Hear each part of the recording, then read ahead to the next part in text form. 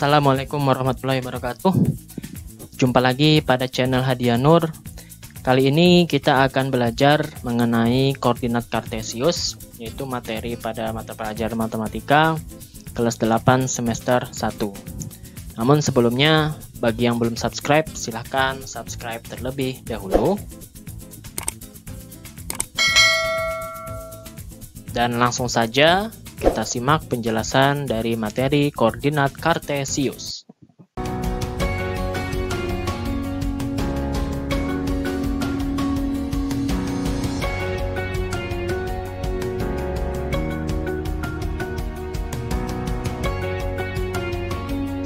Oke, pertama-tama, nah ini kamu lihat ada dua buah garis, yaitu yang mendatar. Yang mendatar ini disebut dengan sumbu X, ya. Kemudian yang tegak ini disebut dengan sumbu Y. Nah, antara sumbu X dan sumbu Y ini saling tegak lurus dan mereka berpotongan di satu titik, yaitu yang di sini. Nah, titik ini disebut titik acuan, yaitu titik 0,0. Ya. Untuk angka dari sumbu X di sebelah kanan sumbu X ini, di sebelah kanan dari 0 ini nilainya positif dan semakin besar, sedangkan di sebelah kiri dari 0 adalah negatif dan semakin kecil negatifnya. Sementara untuk sumbu Y, semakin ke atas dari 0 itu nilainya semakin positif dan semakin besar, sedangkan ke bawah itu negatif dan semakin kecil, ya. Jadi antara sumbu X dan sumbu Y seperti itu aturan angkanya. Nah, kemudian bagaimana cara kita menentukan koordinat dari suatu titik? Misalnya, saya ambil contoh, saya taruh di sini. Nah, ada satu titik, yaitu titik A yang sudah saya buat. Berapakah koordinat dari titik A ini? Nah, kita bisa lihat koordinat itu dari garis dia ke bawah, yaitu ke sini, ketemu dengan sumbu X, dan garis dia ketemu dengan sumbu Y. Nah, kalau ini kita garis ke bawah, maka A ini akan ketemunya di angka 5. Ya. Jadi koordinat A nanti X-nya 5. Kemudian untuk sumbu Y, dia ke arah sini ketemunya di 3. Maka Y-nya 3. Sehingga koordinat dari titik A itu adalah 5,3. Jadi 5-nya ini maksudnya adalah nilai sumbu X-nya, kemudian 3 ini nilai Y-nya, sehingga A-nya 5,3. Begitu juga misalnya di sini ada satu titik lagi. Nah, titik B. Berapa koordinat dari titik B? Lihat X-nya. B ini ke bawah, X berapa? Negatif 1. Kemudian Y-nya berapa? Ke sumbu Y 3. Oh, berarti koordinat B adalah negatif 1,3. Ya. Nah, negatif 1,3. Oke ya. Terus sekarang kalau kalau titik C ini saya taruh, berapa X-nya, berapa Y-nya? X-nya, nah ini kita tarik ke atas sumbu X. Oh, berarti X-nya negatif 1, kemudian Y-nya tarik ke arah kanan garis.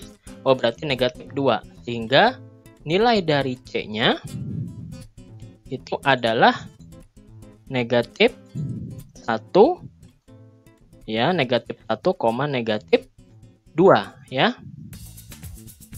Nah, terus saya tambah lagi misalnya satu titik di sini. Berapa nilai D-nya? X-nya berapa? X-nya 5. Kemudian Y-nya taruh sini negatif 2. Berarti nilai D adalah 5, negatif 2.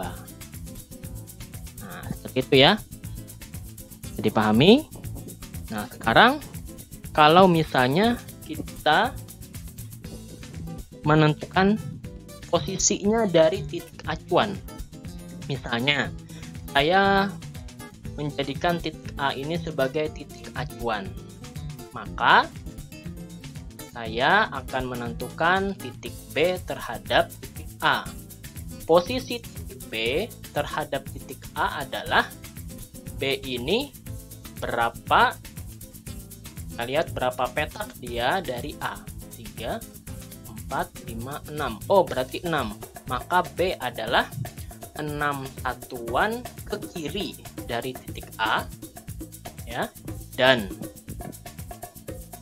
0 satuan ke atas, ya, dari titik A. Kemudian kalau C,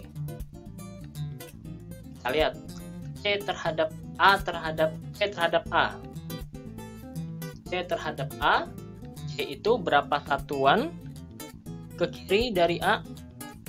Di sini posisinya 6 petak juga, dan ke bawahnya 5 petak. Berarti C adalah 6 satuan ke kiri dari A dan 5 satuan ke bawah dari A.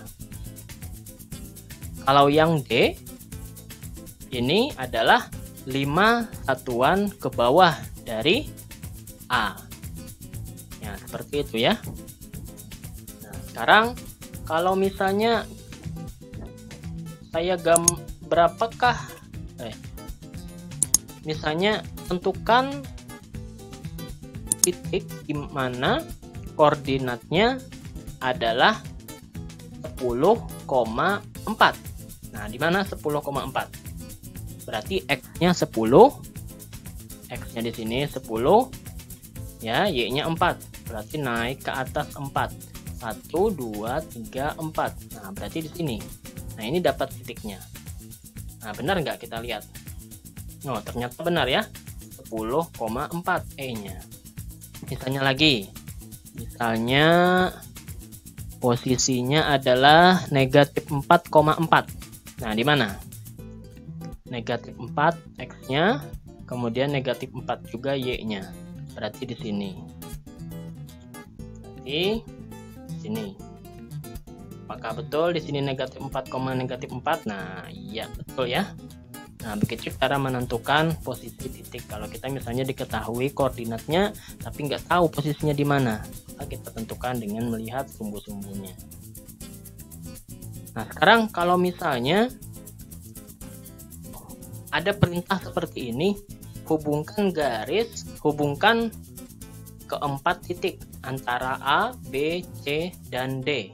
Nah, maka kita hubungkan A dengan B, kita hubungkan, kemudian B